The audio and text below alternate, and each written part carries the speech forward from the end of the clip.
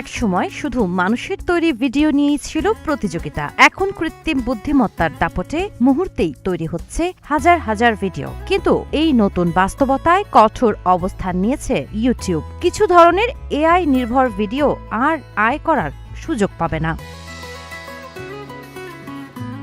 Video sharing platform YouTube তাদের YouTube partner program YPP এর নীতিমালায় পরিবর্তন এনে জানিয়েছে, নিম্নমানের, পুনরাবৃত্তিমূলক এবং বিভ্রান্তিকর এআই তৈরি কন্টেন্ট মনিটাইজেশনের আওতায় থাকবে না। এর লক্ষ্য হল মৌলিক, তথ্য সমৃদ্ধ ও সৃজনশীল কন্টেন্টকে বেশি গুরুত্ব দেয়া। নতুন নীতিমালা অনুযায়ী 3 ধরনের ভিডিওকে ইনঅথেন্টিক বা অপ্রামাণ্য কন্টেন্ট হিসেবে বিবেচনা করা হবে। এগুলো হলো একই ধরনের বা বারবার পুনরাবৃত্তি করা এআই নির্ভর ভিডিও, দর্শকদের বিভ্রান্ত বা আবেগকে প্রভাবিত করার উদ্দেশ্যে তৈরি কন্টেন্ট এবং স্বাস্থ্য, চিকিৎসা, অর্থনীতি বা আইনি পরামর্শের মতো সংবেদনশীল বিষয়ে মানব সদৃশ এআই চরিত্র ব্যবহার করে তৈরি ভিডিও।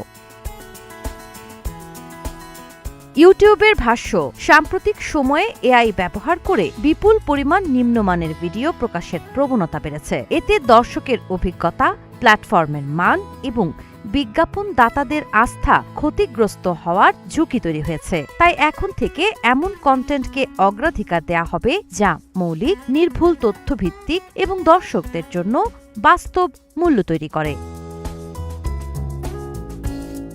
স্বস্তির খবর হলো, এআই ব্যবহার করে তৈরি সব ভিডিওর উপর নিষেধাজ্ঞা দেয়া হয়নি। যেসব ভিডিও মৌলিক, তথ্য সমৃদ্ধ এবং ইউটিউবের নীতিমালা মেনে তৈরি হবে, সেগুলো আগের মতোই মনিটাইজেশনের সুযোগ পেতে পারে। ফলে কন্টেন্ট নির্মাতাদের এখন শুধু এআই ব্যবহার করলেই হবে না, বরং মৌলিকতা, তথ্যের নির্ভুলতা এবং মান বজায় রাখার দিকেও সমান গুরুত্ব দিতে হবে।